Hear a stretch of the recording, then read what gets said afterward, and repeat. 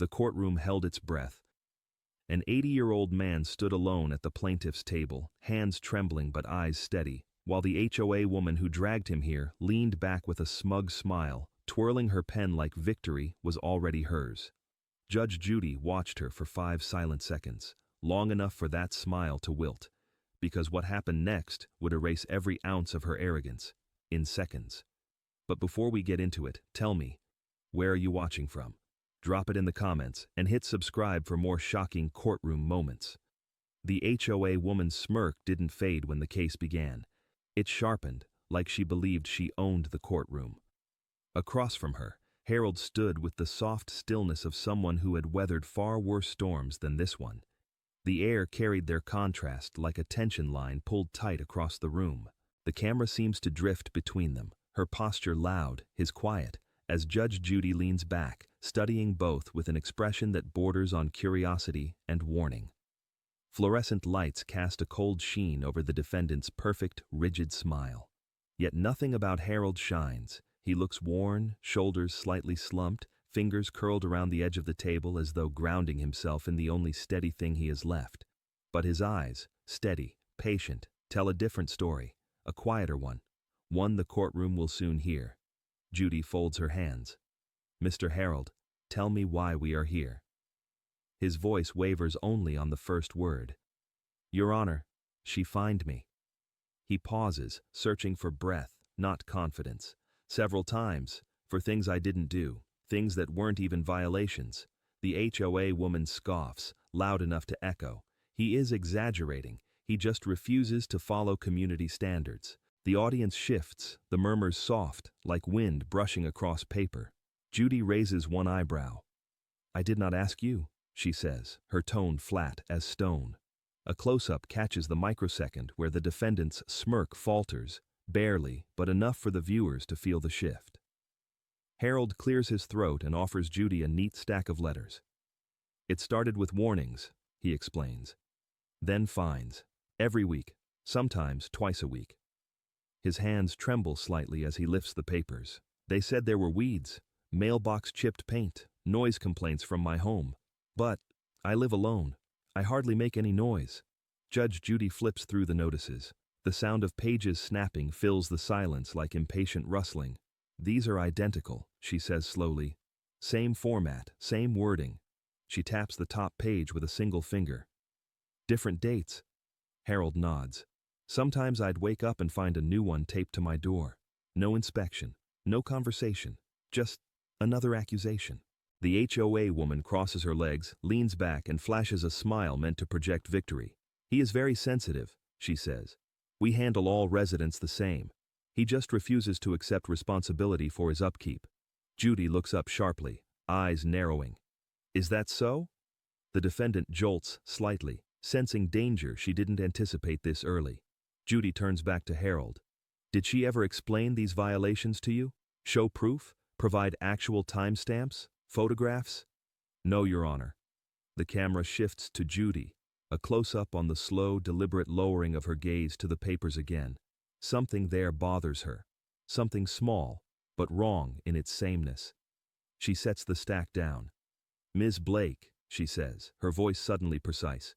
Who authored these letters? You or your board? The smile on the HOA woman's face flickers, almost extinguished. Judy leans forward. Answer carefully, because your handwriting looks familiar. The echo of Judy's question is still vibrating through the room when the HOA woman straightens her blazer, trying to recover the authority slipping from her fingers, but the smirk does not return this time, only a thin, brittle line trying too hard to look confident. She clears her throat. The board and I create notices collaboratively, she says, lifting her chin. We use templates, efficient ones. Her voice has that polished, practiced gloss, like someone used to rehearsing power in front of mirrors. Judy tilts her head. Templates are not the issue. Timing and intention are. Her gaze drifts to the letters again. These don't read like notices. They read like accusations waiting for excuses. The camera widens, capturing the audience leaning forward, sensing a deeper current beneath the paper pile. The HOA woman tries again. Your Honor, our community has standards. Appearance matters. Order matters. We cannot make special exceptions because someone is. She catches herself mid-sentence but not fast enough. Harold's eyes lift, quietly hurt. Judy freezes. Because someone is what? The defendant swallows. Because some residents resist guidance. But the slip hangs there, unfinished, sharp, human enough for everyone to hear exactly what she meant. The atmosphere grows colder, like the fluorescent lights dim just slightly in disapproval. Harold doesn't speak. He simply sets a second set of letters on the desk. They're older, creased, worn from being held too tightly. "These are the first ones I ever got," he says softly. "They came out of nowhere." Judy scans them. Each violation is small to the point of absurdity. Grass slightly uneven. Mailbox not uniformly glossy. Front window curtain too faded. Driveway shows signs of natural discoloration. Her eyebrows rise. "Mr. Harold, did you ever receive a friendly warning, a conversation, a courtesy note?" "No, Your Honor. Did anyone ask if you needed help maintaining the property after your wife passed?" The way Harold's breath catches before he answers is more telling than his actual reply. "No." The HOA woman rolls her eyes, just once, but the camera catches it, and the audience ripples with disapproval. Judy's voice sharpens. "Ms. Blake, is this how your HOA supports its elderly residents, by burying them in bureaucracy rather than exercising basic humanity?" Ms. Blake's jaw tightens. "We enforce the rules evenly." Judy taps a long fingernail against the stack of notices, one slow strike at a time. The rhythmic sound fills the room, like a countdown to something inevitable. Evenly implies fairness. These letters imply targeting. A close-up catches the HOA woman's fingers gripping her pen, too tightly, like it is the only thing keeping her from unraveling entirely. Judy slides the first notice aside, revealing the next. "Who delivered these? You? A board member? A hired inspector?" The HOA woman inhales, ready to answer, but hesitates. And hesitation in Judge Judy's courtroom is never a good sign. "Ms. Blake," Judy says, voice cool as steel, "if you wrote them, say so. If you delivered them, say so. If you orchestrated them." She leans forward, eyes piercing. "You should say that too." The silence thickens. Just as she opens her mouth to reply, the bailiff steps forward, holding an envelope Harold saved, one Judy hadn't seen yet. The envelope sits in Judy's hand like a quiet threat, its edges worn, its weight somehow heavier than paper should ever be. Across the room, the HOA woman's throat tightens. A small movement, but the camera lingers on it like a confession. Judy turns the envelope over slowly, examining the crude tape marks along the back. "Mr. Harold, when did you receive this?" Harold shifts gently, hands clasped. "Late at night, Your Honor. It was taped to my door. No knock, no explanation." The room stiffens. Something about late at night unsettles even the audience. Judy notices the discomfort ripple through the defendant as well, the first honest reaction she has shown. She gestures toward the envelope. "You did not open it?" Harold shakes his head. I thought it was another warning, another letter telling me I had failed." The defendant's eyebrow twitches. He is exaggerating. He always exaggerates. Judy snaps her attention toward her. "I will decide who exaggerates." The words land like a gavel strike. Slowly, deliberately, Judy slides a finger under the seal and opens the envelope. The sound, that soft tear of paper, cuts through the silence like a blade. Inside lies a single folded sheet, the ink slightly smudged as if written in haste. Judy unfolds it. The camera zooms toward her eyes as they scan the page, narrowing at each line. Her voice, when it comes, is low. "Ms. Blake, this is dated 3 weeks before the first violation notice." A ripple of gasps sweeps the courtroom. The HOA woman's face loses its practiced confidence. That must be a mistake. A clerical thing. Judy lifts the paper higher. A clerical error that somehow predicted future violations? Her tone balances disbelief and restrained fury. "This is a final warning, Ms. Blake. A final warning issued before any initial warning existed." The tension in the room swells. The fluorescent lights above feel colder now, casting sharp white lines across the polished desks. Harold looks down, the revelation building in him like a realization he had been afraid to consider. So, it was planned. he murmurs. Judy nods slowly. It appears so. She flips back through the earlier letters, crisp, identical, templated as though automation replaced fairness. The camera closes in on her hand, tapping the corner of each page. Tap, tap, each sound a new nail in the defendant's narrative. Mr. Harold, Judy asks, without looking away from the papers, did she ever take photographs of any alleged violations? No, Your Honor. And did she ever speak to you directly before issuing these escalating fines? Again, no, Your Honor. Judy's focus returns to Ms. Blake. Your paperwork is too consistent, too rehearsed, too quick. It reads like someone creating a record to justify an outcome they already wanted. Ms. Blake's fingers tighten around her pen until her knuckles whiten. You are misinterpreting our system. Judy leans back unimpressed. Your system seems to rely heavily on creativity. The courtroom holds its breath. Judy sets the final warning down, eyes locking on the defendant. Tell me, Ms. Blake, who delivered this envelope, and why was it sent before the violations ever existed? The moment Judy repeats her question, the envelope, now lying open on the bench, becomes the center of gravity in the room. Ms. Blake's eyes flick toward it like it might ignite. That tiny movement is all the courtroom needs to sense that something far deeper is hiding inside the paper's quiet folds. Judy rests one hand lightly on the document, almost gentle, though her voice is anything but. Ms. Blake, why was a final warning issued before any violations existed? The defendant straightens, but her posture betrays her, too rigid, too still. Your Honor, our system auto-generates. No. Judy cuts her off with a single raised finger. This was hand-delivered, at night, with no record, no signature, no board approval. Nothing about this was automated. Ms. Blake's lips part, a breath caught in her throat. The camera zooms in. Her pen rolls slowly from her grip and taps the table, a small, nervous sound that contradicts her earlier confidence. Harold watches silently, the faintest tremor in his hands. The paper trail he lived under for months now looks different, darker, and he feels it in the heaviness in his chest, the kind that comes from realizing you were never imagining the malice. Judy turns to him. Mr. Harold, why keep this envelope sealed? He swallows. Because every time I opened one, it felt like I had done something wrong. I thought, if I didn't look, maybe it would stop. His voice softens. I didn't want to disappoint my wife. That last part hangs in the air. Soft, fragile, painfully human. The audience shifts, empathy rippling through the rows like a collective exhale. Even Judy's expression softens, though only for a moment before she turns back to the defendant with renewed precision. Ms. Blake, she says, did you place this on his door? A flicker, barely a heartbeat, crosses Blake's face. She shakes her head. No. Did someone else on your board place it? We do not recall. That is not an answer. Judy's voice sharpens like a blade. This letter predates everything else. It means the escalation was predetermined, scripted, manufactured. The defendant's composure begins to crack. We were trying to maintain standards. Then why? Judy interrupts, eyes narrowing.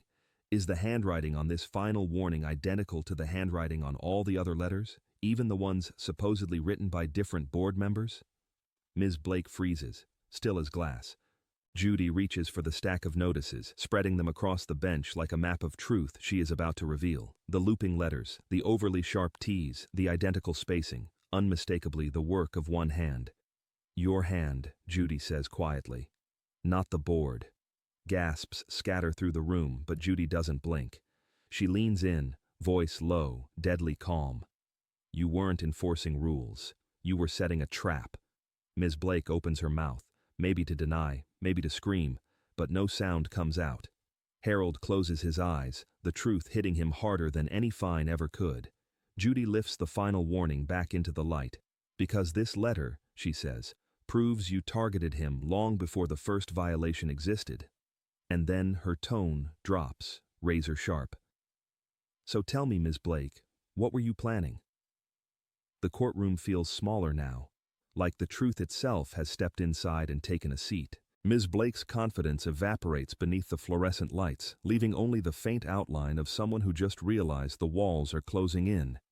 Judy lays the final warning gently on the bench, but there is nothing gentle in her stare.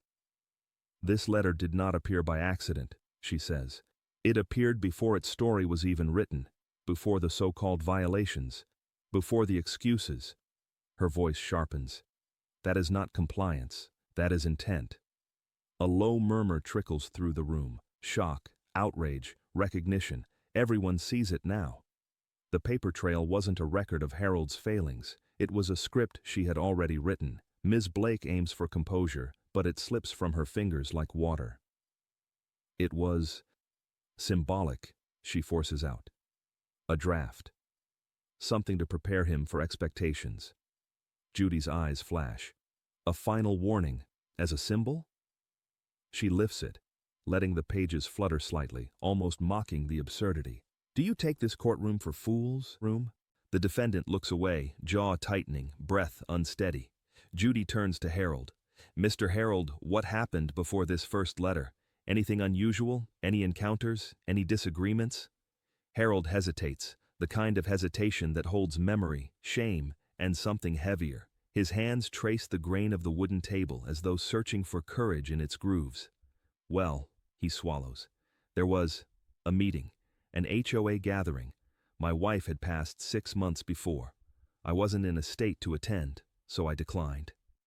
A collective hush settles. And? Judy presses softly. Harold continues, voice thin but steady. A board member, her friend, came to my porch afterward. She told me I was becoming a burden to the neighborhood. That grief was not an excuse to let my property decay. He pauses, breath shaky.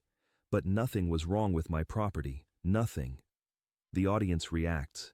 A rustle of disbelief, a gasp, a whispered, "That's cruel," Ms. Blake scoffs. He misinterpreted, No, Judy snaps. He remembered. The camera lingers on Harold's eyes. They glisten, not with tears, but with the weight of remembering every quiet humiliation he had buried just to get through each day.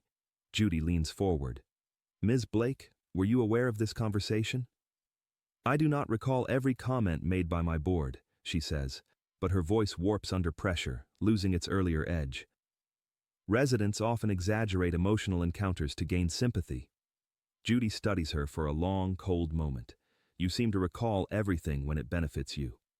A close-up catches Ms. Blake's throat tighten, as if the room's air has thickened. Judy shifts her attention back to Harold. Mr. Harold, did anything else happen before these fines began? He hesitates again, longer this time. Judy's expression softens, but her tone does not. You may speak freely here. Harold inhales deeply. I did something I've never told anyone. The room leans forward, breath held. Harold lifts his gaze, voice trembling. Your Honor, I recorded what they said to me. The courtroom seems to tilt as the final warning rests between them, an accusation written before the crime. Ms. Blake stares at it as though willing the ink to rearrange itself, to become something less damning. But paper does not lie, and her silence speaks louder than any defense she could have rehearsed. Judy places the letter down with a precision that feels almost ceremonial. This, she says, tapping the corner once, is the problem. A final warning issued before the first violation exists. Explain that. Her words float across the courtroom like ice drifting on water, slow, cold, and unstoppable. Ms. Blake forces a smile that collapses the moment it forms. Your Honor, some notifications are pre-drafted to streamline communication. It is standard practice. Stop. Judy's voice slices through the air. There is nothing standard about threatening someone before they have done anything wrong. The audience murmurs in agreement. Even the bailiff shifts his weight, sensing the shift in power. Judy turns to Harold. Did you ever receive an initial warning? Something gentle? A simple reminder of community guidelines? Harold shakes his head. No, Your Honor. It started with that first letter, and then the fines kept coming. How frequently? Harold hesitates, as if the truth feels embarrassing. Weekly. Sometimes twice a week. Judy's eyes narrow. For what? For things I could not see, he says softly.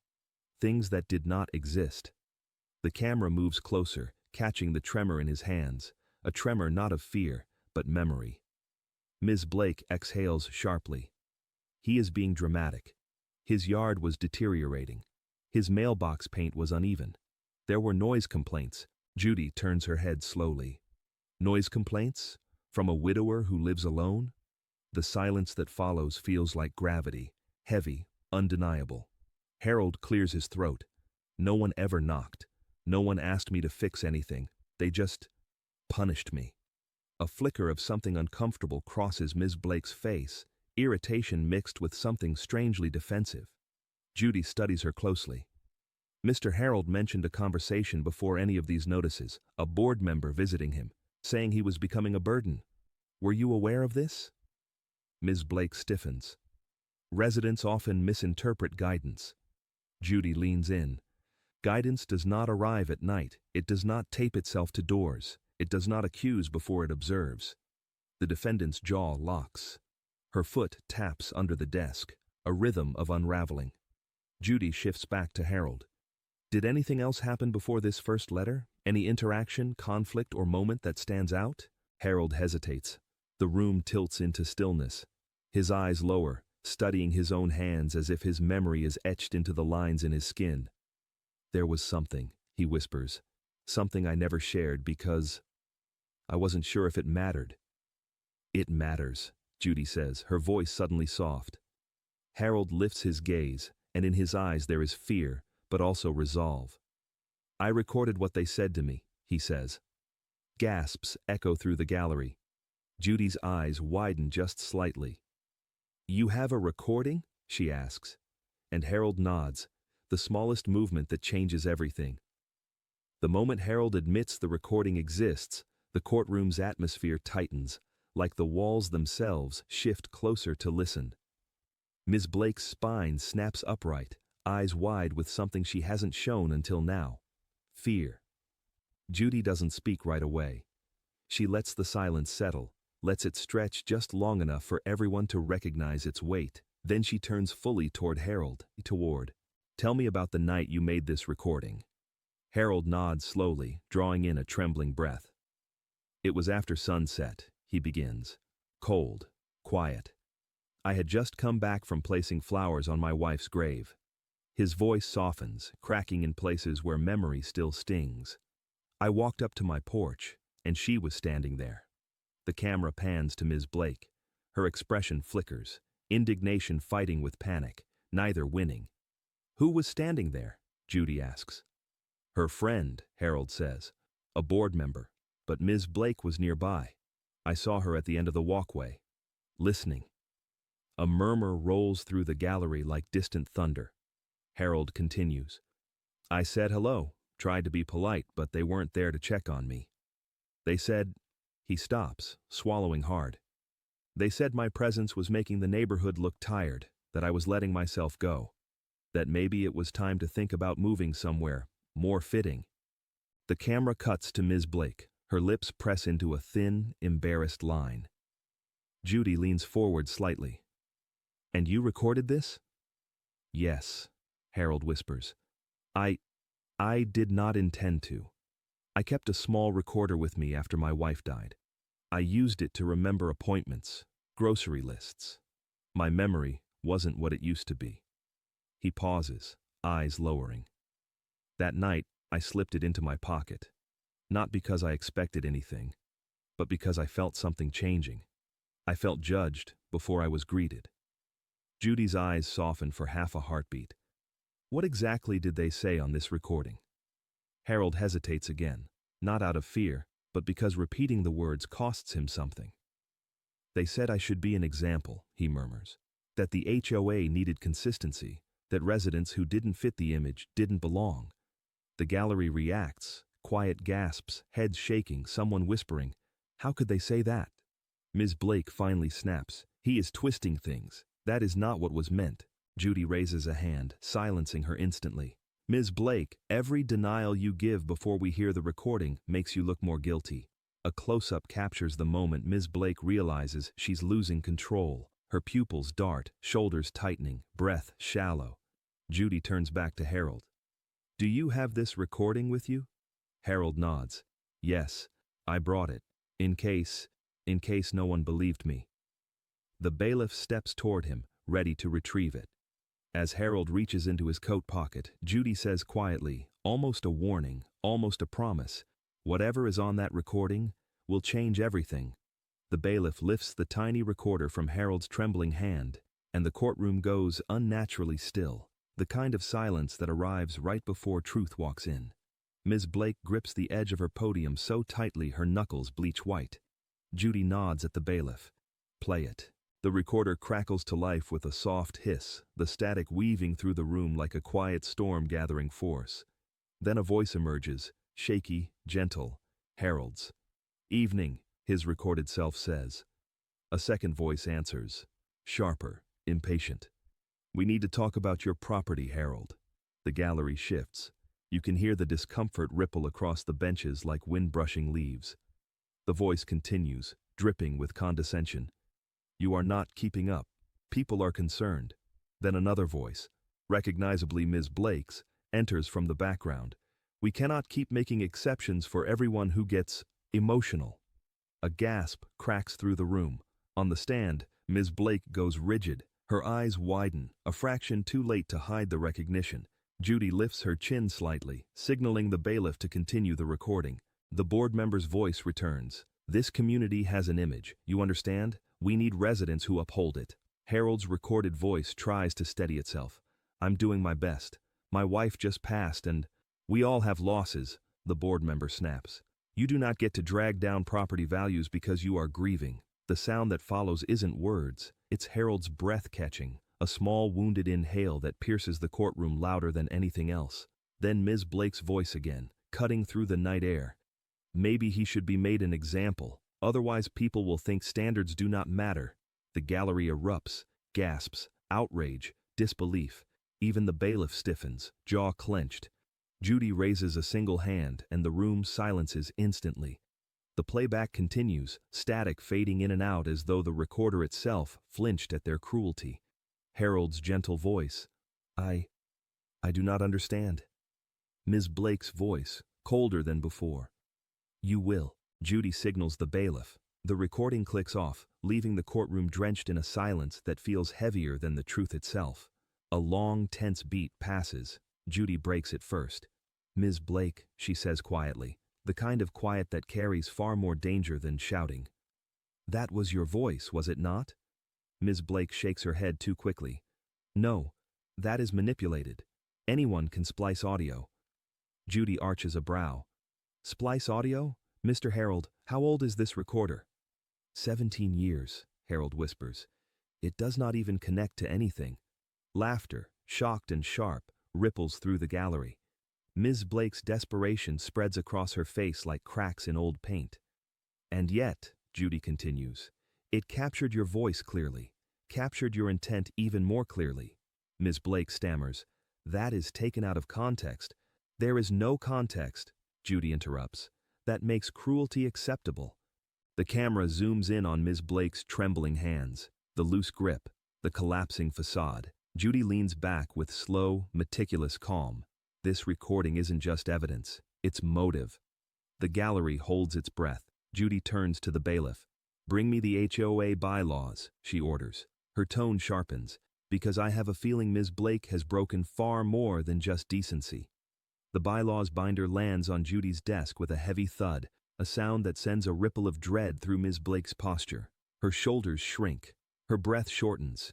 For the first time, she looks like someone who knows she is standing inside a structure built from lies, and one good push might collapse the entire thing. Judy opens the binder slowly, like she is peeling back the layers of a well-worn story. "Ms. Blake," she says, her tone painfully calm, "point me to the section granting you the authority to issue fines independently." Ms. Blake swallows, hard. It is in there." "Where?" Judy asks without looking up.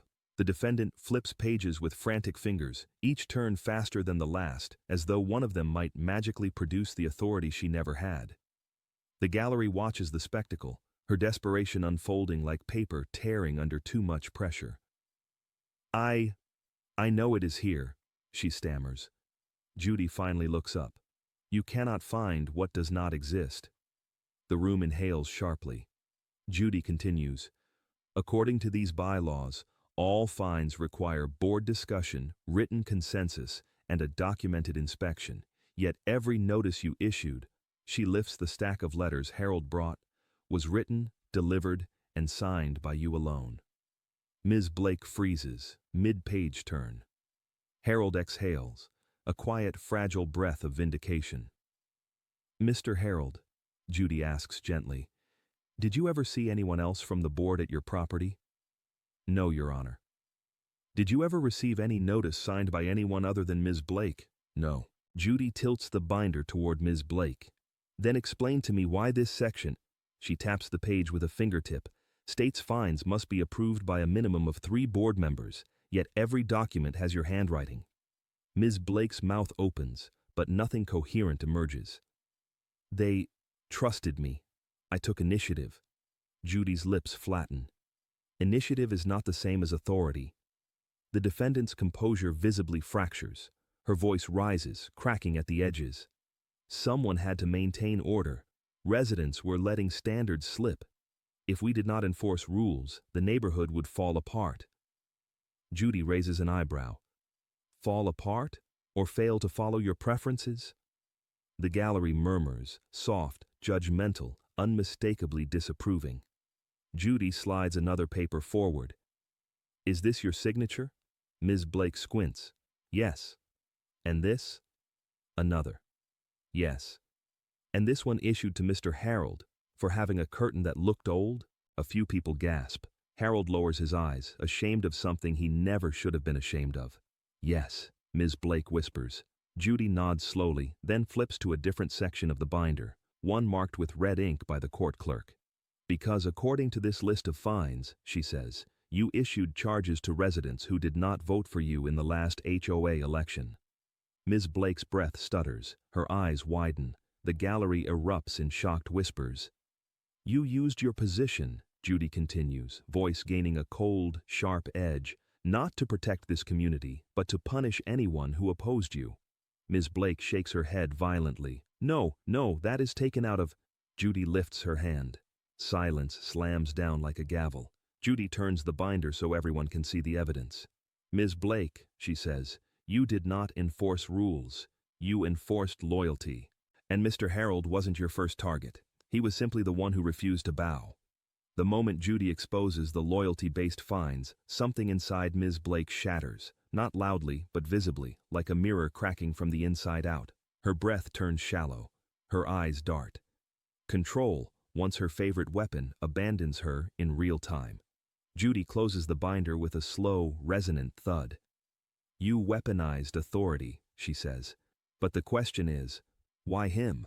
Why Harold? The defendant opens her mouth, but no words come. Her jaw trembles, a tiny betrayal of the arrogance she carried so proudly in the beginning. Harold watches her quietly, hands folded. He doesn't gloat, he simply absorbs the truth the way someone absorbs a long-overdue answer. Ms. Blake inhales sharply. He was difficult. He did not follow guidelines. He refused to participate. Participate? Judy interrupts. In what? Your election campaign? Gasps spark around the room like flickering lights. Ms. Blake stiffens, voice rising in panic. I never said that. You did not need to, Judy replies. Your fines said it for you. The camera moves closer to capture the unraveling, the tapping foot, the twitching fingers, the widening eyes. Every movement louder than her collapsing defense. Harold clears his throat softly. Your Honor, I did feel targeted. After my wife passed, I did not have the energy to attend HOA gatherings. I barely understood them to begin with. Judy nods, listening with the stillness of someone absorbing truth layer by layer. And this is the treatment you received in your grief? Harold's voice cracks just slightly. Yes. A deep, collective exhale moves through the gallery. Empathy, anger, disbelief merging into one emotional current. Judy turns back to Ms. Blake. You took advantage of a man who was grieving. You turned rules into weapons and community service into personal vengeance.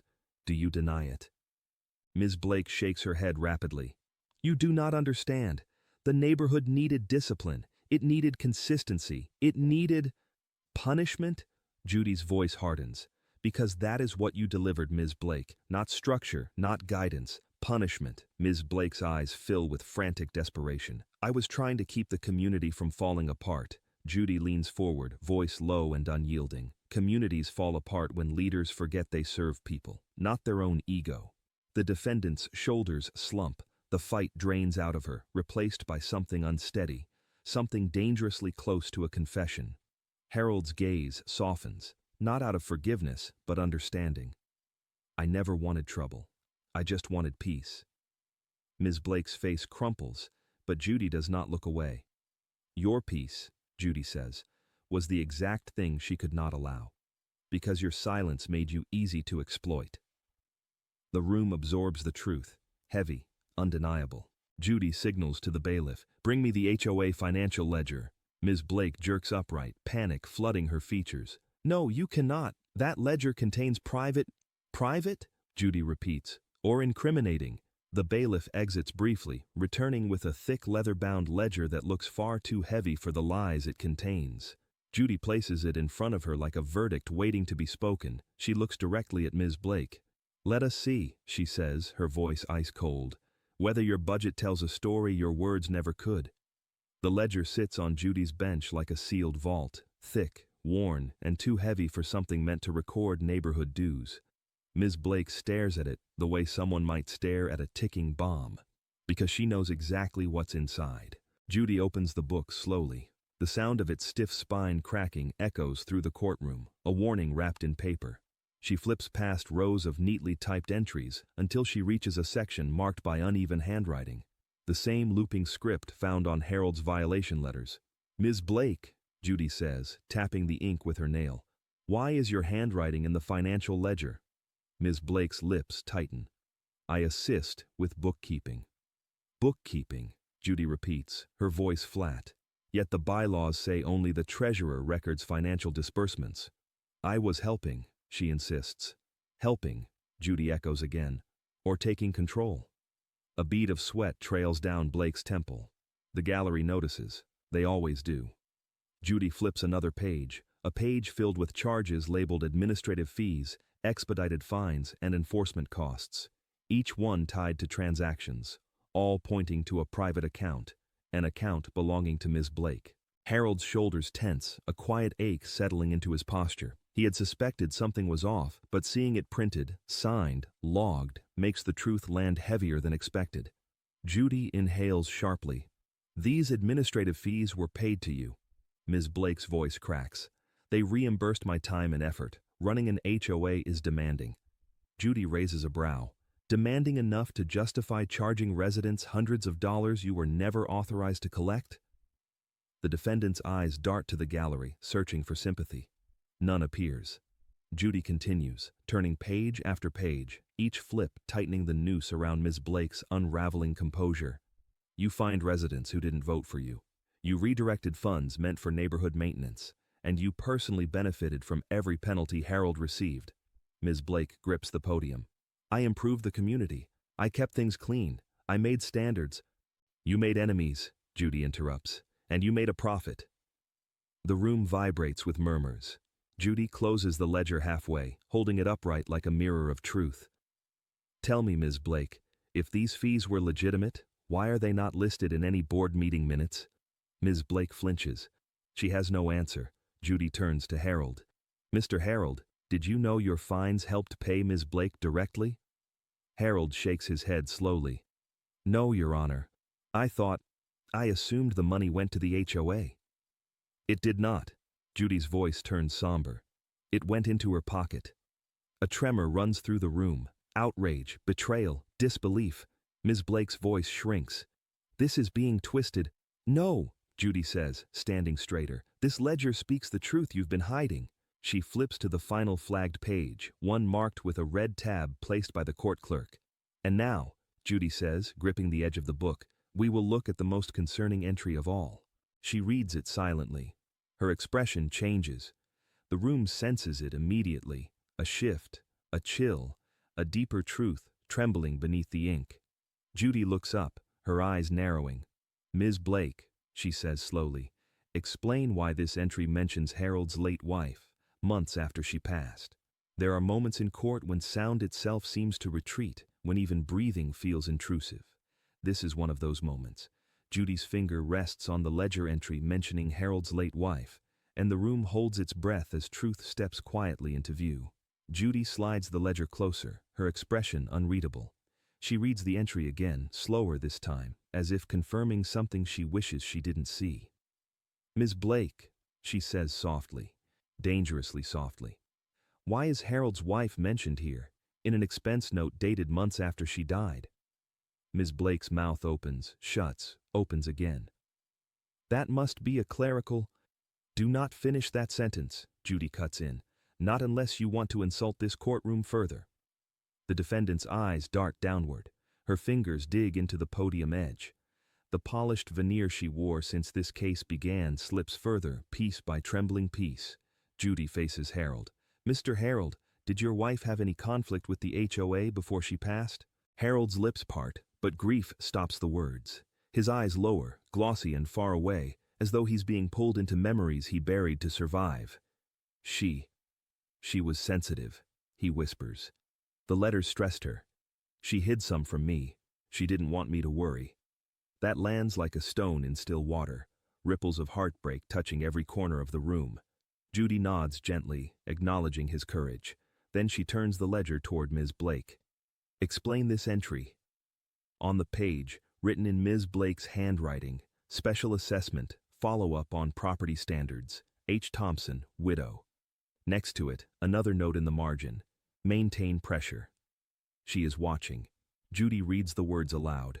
Gasps ignite across the courtroom. Ms. Blake pales. It wasn't meant that way. She was opinionated. She made the board's job difficult. She filed complaints." Harold looks up sharply, the truth hitting him like a blow. "My wife filed complaints?" Ms. Blake freezes. She didn't mean to reveal that. Judy's gaze pierces her. "Complaints about what?" Ms. Blake's voice trembles. "She believed the HOA targeted certain residents, that they were unfairly fined. She questioned my leadership." "And you retaliated," Judy says coldly. "No," Ms. Blake insists, though her voice betrays her. "I simply enforced order. She didn't respect the rules." Harold's voice trembles with something deeper than anger. "She was sick. She barely had energy to get out of bed. And you were still sending her letters?" Ms. Blake flinches. "She undermined the structure. She made me look—" "Like what?" Judy demands. "Incompetent? Overreaching?" The defendant breaks. "She challenged me." "And so," Judy says, leaning forward, her eyes blazing with controlled fury, "you punished her husband after she died, to finish a fight she wasn't alive to continue." Harold's breath leaves him in a slow collapse, the kind that comes when puzzle pieces finally assemble into a truth more cruel than imagined. The room sits in stunned silence. No one moves, no one dares. Judy closes the ledger with finality. "This was not enforcement," she says. "It was a vendetta." She turns to Harold, her voice softer than it has been all trial. "Mr. Harold, the handwriting in your wife's complaint file matches Ms. Blake's notes here. A beat. Which means she didn't just target you after your wife passed, she targeted your wife before she did." The revelation hangs in the courtroom like a cold fog, heavy, unmistakable, impossible to breathe through. Harold doesn't move at first. He stands there, not as a plaintiff, but as a widower reopened like a wound he never gave himself permission to feel. Judy's words echo through him. "She targeted your wife before she targeted you." The room quiets in a way that feels reverent, as though everyone instinctively senses that what comes next isn't legal, it's human. Harold's hand drifts to the edge of the podium, grounding himself. His voice, when it finally emerges, isn't loud, it's something softer, fragile. "My wife, she never told me about any complaints she filed." He swallows hard. "She hid things from me, said she didn't want to add to my stress. I thought she meant bills, or chores. I didn't know she meant fear." A hush sweeps the gallery, a collective tightening of hearts. Harold's eyes lift, watery but steady. "She was a gentle woman, Your Honor. She apologized for stepping on ladybugs. She would never confront anyone unless she felt cornered. For her to write complaints?" He pauses, the emotion sharp and sudden. "She must have been scared. They made her scared. Across the courtroom, Ms. Blake stiffens. She glances down, as though hoping something on the floor might offer escape, but nothing does. Her shoulders fold inward. She didn't want me to worry, Harold continues, voice trembling. She said the HOA letters weren't a big deal. She said she would take care of it. His breath shudders. But now I know she was protecting me, all while she was the one being targeted. She reads it silently. Her expression changes. The room senses it immediately, a shift, a chill, a deeper truth trembling beneath the ink. Judy looks up, her eyes narrowing. "Ms. Blake," she says slowly, "explain why this entry mentions Harold's late wife, months after she passed. There are moments in court when sound itself seems to retreat, when even breathing feels intrusive. This is one of those moments." Judy's finger rests on the ledger entry mentioning Harold's late wife, and the room holds its breath as truth steps quietly into view. Judy's gaze holds a rare softness. The judge, who rarely lets emotion break through, now allows just a glimmer. "You loved her," she says quietly, "and you weren't given the chance to protect her." Harold nods. "I didn't even know she was struggling with them. I was grieving her. And Ms. Blake," he looks at the defendant, not with hatred, but with devastation, "you kept fining me, punishing me, like you were still fighting her ghost." Ms. Blake opens her mouth, but the words collapse. Her eyes flit wildly, guilt rising like water in a sinking boat. Harold wipes at his cheek, though he hadn't realized tears had begun to fall. "I thought I was losing my mind these past months. I thought the world became harsher because I was alone, but it wasn't grief making things worse." He draws a shaking breath. "It was you." The gallery exhales, a sound of heartbreak and anger intertwined. Judy leans back slightly, giving Harold space to breathe, to gather the pieces of his grief now exposed under fluorescent lights. "Ms. Blake," Judy says finally, her voice turning sharp again, "you didn't just violate authority, you weaponized this man's mourning." Ms. Blake's chin trembles. "I never meant—" "No," Judy interrupts. "You meant every letter, every accusation, and every punishment." Silence follows, thick, final. Judy turns to Harold once more. "Mr. Harold, with everything you now know, tell this court, what does justice look like to you?" The question hangs, not legal, but deeply personal, waiting to reshape everything that comes next. Harold doesn't answer right away. The question hangs between him and the bench like a fragile thing, a piece of glass suspended in air, waiting to fall, waiting to shatter. Ms. Blake stares at him, face drained of arrogance, as if the answer might decide not only her punishment, but her identity. Harold touches the podium, fingertips brushing the wood as though searching for warmth in it. His voice emerges slowly, almost reluctantly. "Justice," he says, "isn't something I ever sought for myself." He pauses, breath hitching. "I only wanted peace, a quiet life, something simple." The gallery stills. Even Judy softens her gaze. Harold continues. "When my wife was alive, she handled things like this. She calmed me, she kept the house running, she shielded me from anything she thought would burden me." His eyes glisten with a painful smile. "She was stronger than she looked."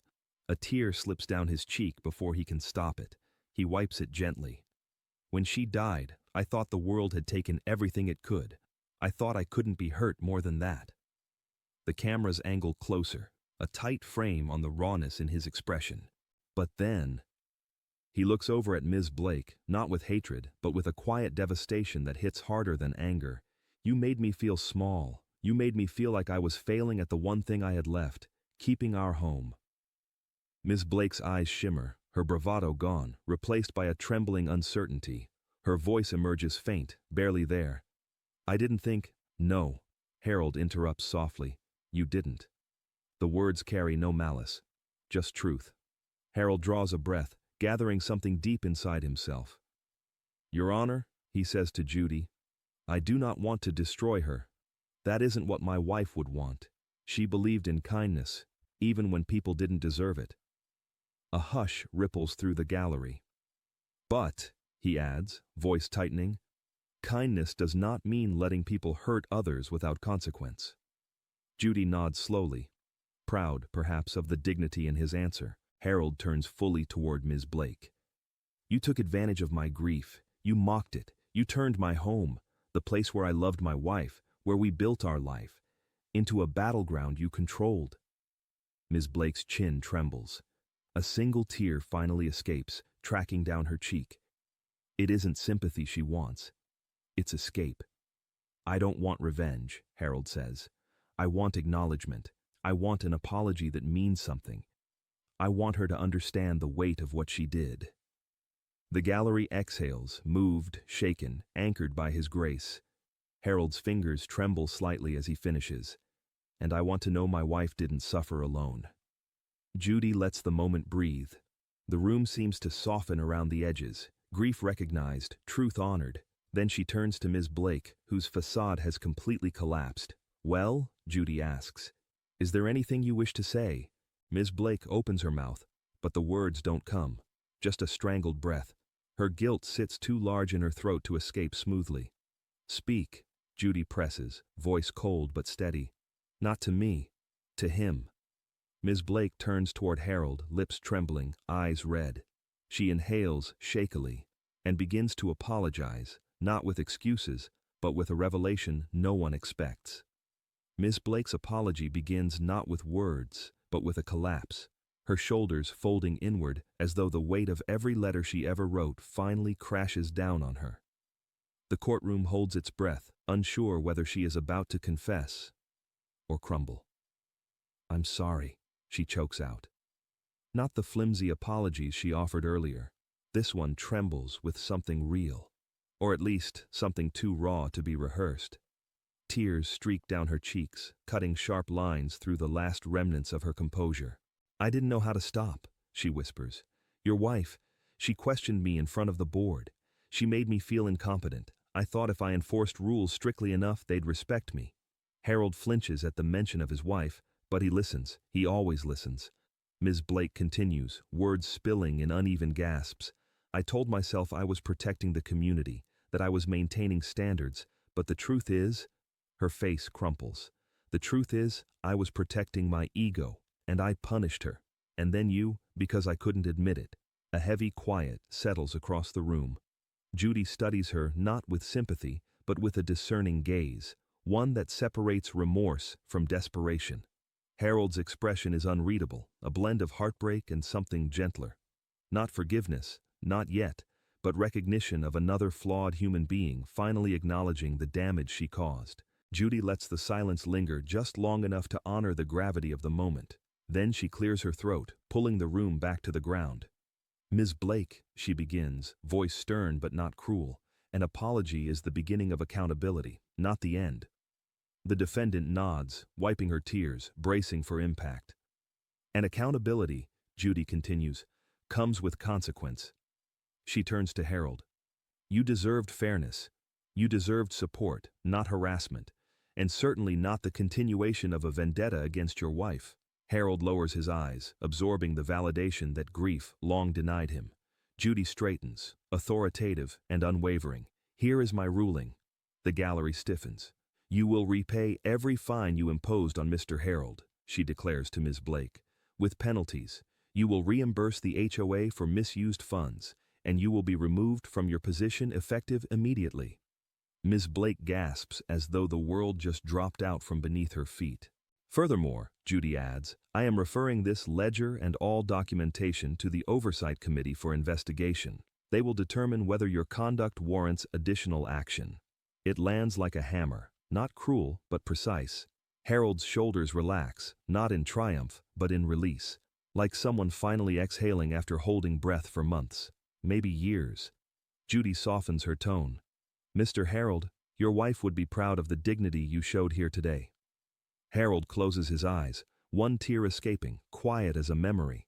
Judy raises her gavel, poised for the final declaration. But before I deliver my closing judgment, she says, I want everyone here to consider the kind of community we allow when cruelty goes unchecked.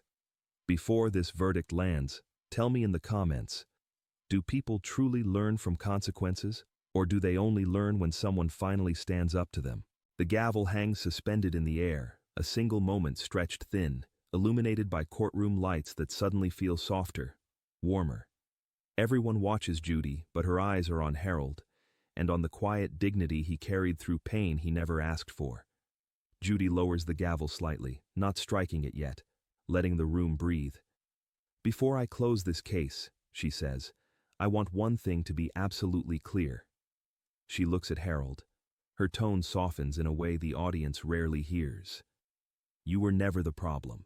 You were the one holding this community together, even while grieving." Harold blinks hard, emotion catching at the corners of his voiceless gratitude. His hands fold respectfully, shoulders sinking into something that looks like peace, the kind a person finds only after a truth long denied finally steps into the light. Judy then shifts her gaze to Ms. Blake. What remains of the woman who strutted into the courtroom at the start is a quiet, fragile figure bracing for the last blow. "Leadership," Judy says, her voice firm but calm, "is not about control. It's about responsibility. You forgot who you were serving, and worse, you forgot who you were hurting." Ms. Blake lowers her head. The arrogance she clung to is gone, dissolved into something resembling remorse, or the beginning of it. Judy straightens. "Here is my final ruling." The room tenses, even the cameras seem to steady themselves. "Every fine issued without cause is vacated," Judy declares. "All funds directed improperly to your account will be refunded with penalties." She continues, each word placed like a stone in a foundation rebuilt from truth. "You will be removed from your HOA position permanently, and this case, along with the ledger, will be referred to the proper oversight authorities for review." A faint gasp rolls through the gallery, not surprise, but satisfaction. Justice landing exactly where it should. Ms. Blake nods weakly. She doesn't fight. She doesn't argue. She simply accepts the consequence she crafted for herself. Harold inhales shakily, a breath that feels like closure. For the first time, the lines in his face soften, some from sorrow, some now from relief. "Thank you, Your Honor," he says quietly. "Not for the ruling, but for hearing me." Judy's expression folds into something gentle. "Your voice was always worth hearing. It was simply drowned out by someone else's noise." The old man smiles, small, humble, but unmistakably real. The kind of smile that holds gratitude deeper than words. Judy lifts her gavel one final time. "And let this be a reminder," she says, addressing the room, the cameras, the viewers at home, that power is only as strong as the truth beneath it. Arrogance collapses. Cruelty exposes itself. But dignity survives. The gavel strikes, a sound of ending, a sound of justice, a sound of a voice finally restored. In the end, it wasn't punishment that defined this day, it was truth. Because truth, when spoken bravely, becomes the justice we all deserve.